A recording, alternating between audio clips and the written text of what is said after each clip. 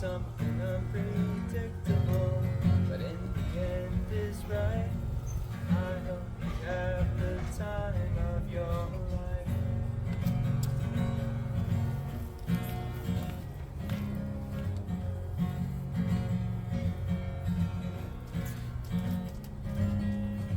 So take the photographs and still frames in your mind. Hang it on a shelf in good health and good time. Tattoos and memories and dead skin on trial. For what it's worth, was worth all the while. It's something unpredictable, but in the end is right. I hope you have the time of your life.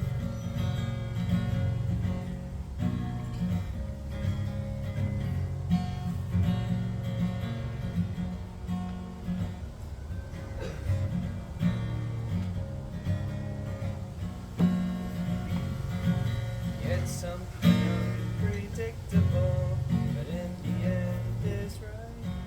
I hope you had the time of your life.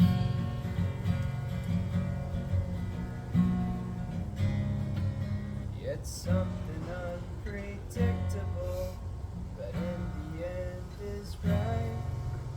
I hope you had the time of your life.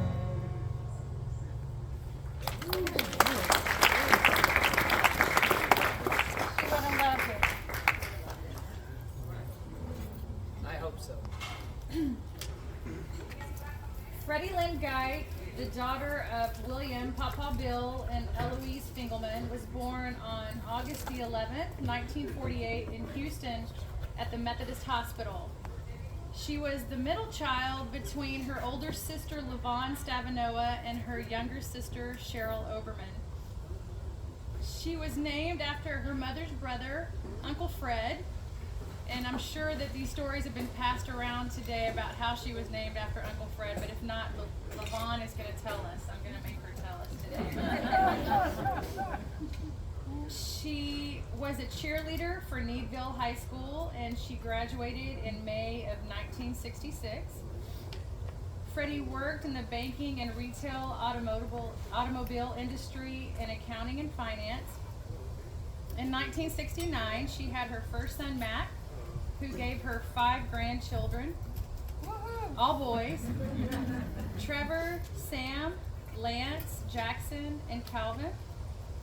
And in 1973, she had her second son, Eric, who gave her her first and only granddaughter, Brianna, and her grandson, Hayden, which we all know was her favorite.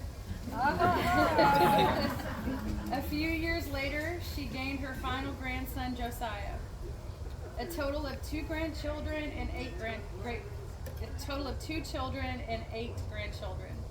She had 2 nieces, Erica and Katie, and 1 nephew, Todd, and several great nieces and nephews, many of whom she has fond memories of babysitting, and of course many cousins. Freddie always had a house full of kids. When the boys were growing up, she truly cared about Matt and Eric's friends, and many times she treated them as her own. She loved Luke and Angie and all of their children, and Tommy. Freddie was an avid reader, and in the most recent years, loved her Audible murder mystery books. She was wild about slot machines, quarter slot machines, and though I don't think she ever brought any money home. I mean, you can tell me different, but she loved to gamble. She was known for her famous and delicious apple pie, her angel food cake, and her fruit cookie. She adored her daddy. She talked about him often and was proud to be his daughter. She still thinks she did a better job of cleaning his house, LaVon, than anybody, including the automated vacuum cleaner. He's getting a maid, I'm telling you. She loved her sisters, and she also loved her brother-in-laws, Al and Ed, who she would say were saints for marrying her sister. She said the same thing about you, Nancy. She never missed an opportunity to laugh when someone fell down, including herself, and would take the opportunity to slip a quick-witted comment into her conversations. Her best friend in the world was Ruthie Herda. I remember when Ruthie came to visit recently, she reached out to her and said, "My other half." My family was so fortunate to have gotten to know her. We made some cherished memories on the cruises that we took this year. She and my mom, KK, spent several hours talking out on the balcony, which I know was her favorite part of the trip. We all adored her. Most recently, she became part of the ladies' bunco group here, which I hear is the loudest group of women on the planet. That's what she said. She loved you ladies. She had such a bond with you. She hated not coming towards the end of her life. It was something that she so looked forward to. She loved animals and they loved her. Eric had to ask her to stop feeding his food to the dogs when she was at our house recently because our dogs were getting so fat. She was the perfect mother-in-law. She was one of my best friends, and I'll miss her so much, especially on my trips to Dallas, where she would keep me company on the phone during my drive. So this time is a time to remember Freddie and to share our stories. And so if you have one and you're like, oh, I might want to share it, but I really don't want to get in front of people, this is the time to do it. Drink some tequila and just come up and give your story. I mean, now is the time to share the memories, and it's going to be cherished, I know, by Eric and Matt and all of our family. Thank you so much again for coming. Eric, do you want to say something? Understood. Lavon,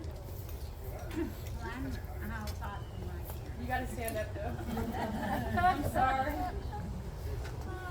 Well, Freddie, everybody wondered how she got that name, Freddie. And especially when it was on her megaphone, on her letter. Well, my Uncle Fred and his wife, my Uncle Fred was 7 years older than my mom, and they had no children. And my mother was afraid they would never have children. So when Freddie was born, she said, "Oh, I'm going to name Freddie after Uncle Fred." And she did. Well, a year later, Uncle Fred had a boy. And it always, my mother's name was Eloise, and it always made Freddie mad because they didn't name him Eloise. And she never let us forget that. That's fair. Yeah. But Freddie was always, Freddie and I fought a lot. We're 2 years difference in our ages, and we're under the same sign, which is not good. But we loved to water ski. And we were all sitting on the pier one day, and Freddie must have been maybe 15. And she was going to spray water on us. So she came and she water skied very well, but she came sliding in, hit the pier. I mean, really bad. She almost broke her legs, but she did get a sweat. So, but she was Mission accomplished. yes. But she was a lot of fun, and we will definitely thank you guys all for sharing these stories. I hope somebody else has some. Ruthie, we know you have a story. She should. Okay, sure.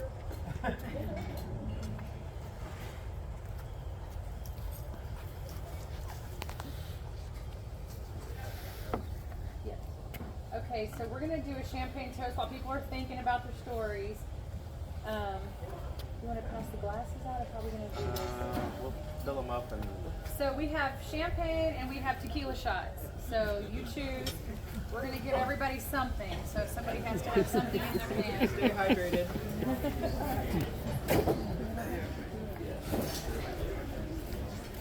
Yeah, no doubt, right? Let me think, what's gonna hurt more?